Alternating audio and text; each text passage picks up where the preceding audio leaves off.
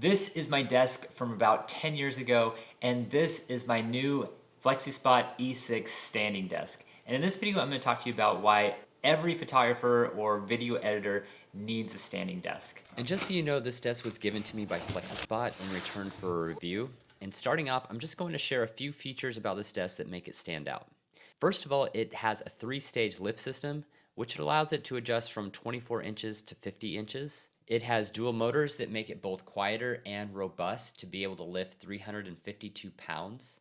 It has 4 memory modes, and it comes with a 15-year limited warranty. So full disclosure here, I am actually an occupational therapist and I actually specialize in ergonomics. So why is this desk perfect for photographers and also video editors? So most of us are using dual displays, 27-inch, and if you have a dual display, you're gonna need a desk about 55 inches or wider. So I actually got the 55-inch by 28-inch, and that's another reason why I like this desk. If you are gonna be using 2 monitors, you're gonna need something that can support a lot of weight. If you have photography equipment or anything else you're gonna be putting on it, this is the desk to get just so it can handle that weight. It also has 4 modes on it. So this desk has like a memory switch that you can actually save for these 4 different desk heights. So for example, if you want to sit at your desk and then go to a standing position, you just click one button, the desk is going to move it up to that standing height.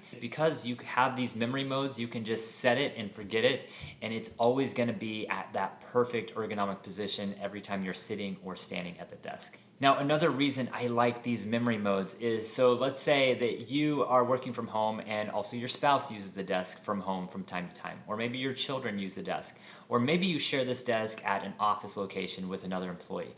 You can just set their own memory modes, and then you can set it back to your memory modes by just a click of a button. You can assign 2 memory modes for them, you can assign 2 memory modes for yourself, and you always have it in the perfect ergonomic position every time you get in and out of the desk. But another thing that I love about this desk, and I think this is really an underrated feature with desks in general, is actually the thickness of the desk. Okay, so there's a lot of desks that are just really thick. For example, the desk that I was using before was an IKEA desk, about 2 inches thick. And the problem with this is your wrist and elbow position. So if you're actually sitting at the desk, your arms are about a 90-degree angle, and with your wrists straight, like that's a good position. You actually want your hands and arms close to your legs. So a good rule of thumb is what I actually tell people is put a fist between between your knee and the desk. You should have about that much space. You don't really want a less space or a lot more space. Just like about 4 inches or so is probably enough, because you want your arms like pretty low, lower than most people would think when you're sitting at a desk. And if the thickness of the desk is much less, like an inch or an inch and a half or something like that, it's just going to be a better position for you overall. You don't want a desk with a drawer underneath it. You don't want anything under the desk. You just want a small surface, a thin surface, and that's going to make the ideal optimal position for better ergonomics for your elbows and your wrists. I mean, you have to think about a desk like clothing. It's something that has to fit you. And if it doesn't fit you, it's going to cause problems down the line. And that's why I think everyone honestly should be using a standing desk. Not because they need to be standing, just because they need the correct height for their elbows when typing or sitting at a desk for a long period of time. Okay, so we're going to shift a little bit, and we're actually going to talk about the monitor of the desk a little bit. So as you raise and lower the desk, that is going to change the angle of the monitor to your eyes.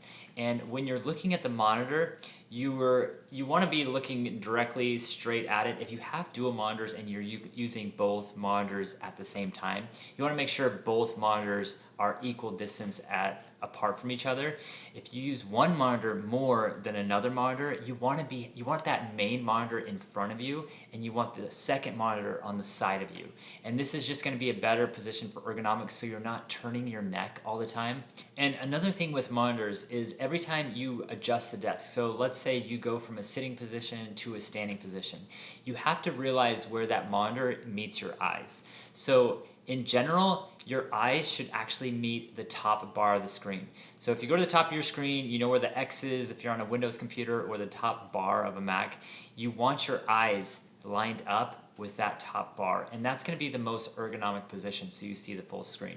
It seems kind of weird because the screen's a little bit lower, but that's the ideal position of where you should be sitting in relation to the monitor. So you need to consider that when you go from a sitting position to a standing position, that your eye is always meeting the top bar of the screen. Another thing that a lot of people don't realize is they may have reflections on their computer screen. And you may not think that you have reflections in your room. And a simple way to see this is just turn your monitor off and look at the screen. There might be a light behind you shining on the screen, reflecting into your eyes. You might have a window or something that's just glaring into your eyes. You need to get all the reflections out of the way as much as possible. And the reason for that is because if you have reflections, a lot of times you're going to be squinting or straining, and you're actually going to be leaning forward to read the screen better, and that can actually cause issues with your neck or your back. It can also cause eye fatigue. So just consider that as you raise and lower the desk, it's going to change the monitor height, and be prepared. You need to make sure that monitor is at the right desk height, and it also should be about 20 inches away from your eye. And a simple way to do this is you can actually put your arm out in front of you. That's pretty much where your monitor should be. It seems like most people have the monitor way too far away from them. 20 inches seems to be, for most people, the ideal position. All right, so now that I've talked about this desk a little bit, I'm just gonna kind of share what products I actually use to improve ergonomics on my desk. Now, the main one is gonna be the monitor, the keyboard, and the mouse. So I use a compact keyboard. It's the K6. The reason you want a compact keyboard is if you have the keypad, it's actually on the right side, and that gets in the way of the mouse because I'm right-handed. If you're left-handed, you're not gonna have this problem. But since I'm right-handed, it gets in the way of the mouse, and so my arm ends up being out further than it should be. The main thing with ergonomics is you want your arms close to your body. You want them close to your body, you want them back so they're in a relaxed position. You don't want them forward, you don't want them off to the side. A compact keyboard keeps your arms close to your body so it's not off to the side when you're using the mouse.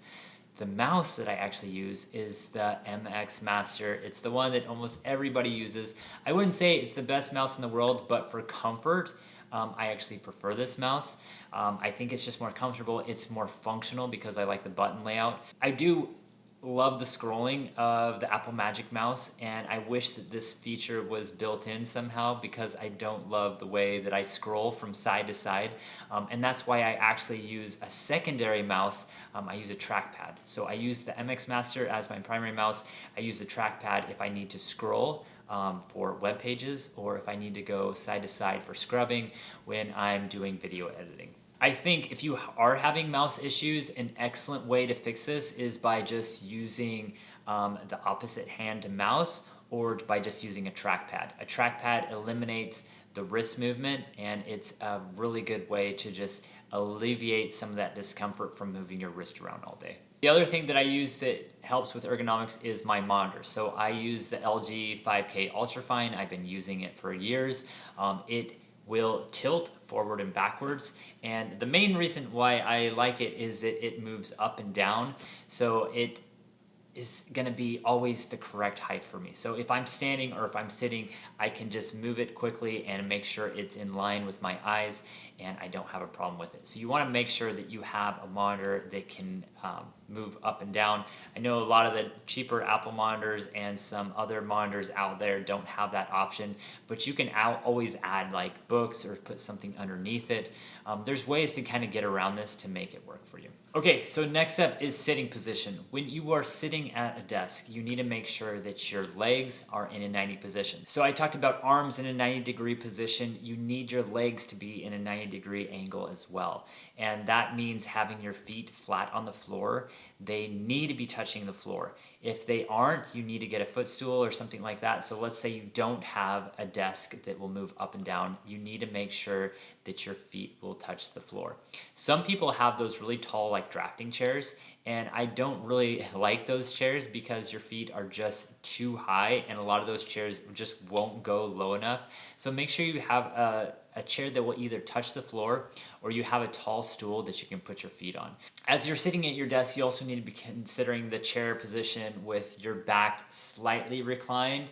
You don't want to be in a straight position. You just need a chair that reclines a little bit so you're giving your back that support and relaxing as you are sitting, because if you are doing photography or video editing, you're going to be spending all day long sitting at your desk, and you need a position where you are relaxing your back.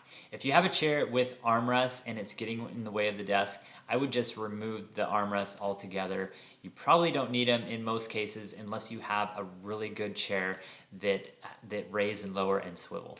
Now, another thing that you see on my desk here is I have the Evanki Fusion Pro Plus, and this is really nice for ergonomics, just so you don't have to lean forward or bend forward all the time.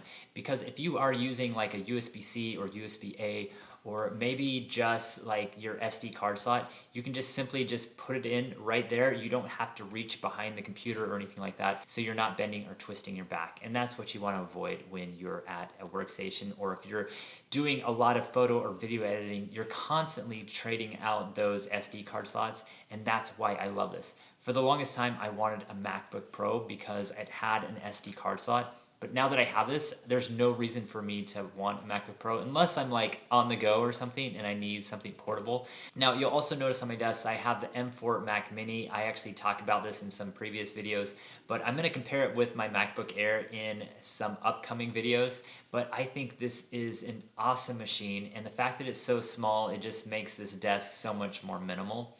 And the cool thing about it is, like, say you don't have any external devices like the Evanki Fusion, you can just plug in a USB-C cord straight into it. You can, if you have an SD card slot reader, you can just plug it in right there and you don't have to mess with anything. So if you don't want to buy anything external, you can just go that route too. All right, guys, so that's pretty much it in a nutshell. If you want to improve your ergonomics, you really do need a standing desk, because everyone is different sizes. We're taller, we're larger, we're smaller. You need a desk that fits you, and I highly recommend getting one. There are other ways around this. You know, you can get a taller chair, you can stack like those paper reams and put your feet on top of them if you don't have a desk that fits you the right size. But in most situations, it's just better to have a standing desk. And for most of my clients, I just say get one if you are going to be spending time, or a lot of time all day, working at a desk or sitting at a desk. You need a desk that fits you right. And so that's why most people, I think, need a standing desk. All right, guys, so if you are interested in this desk, I will leave a link in the description below.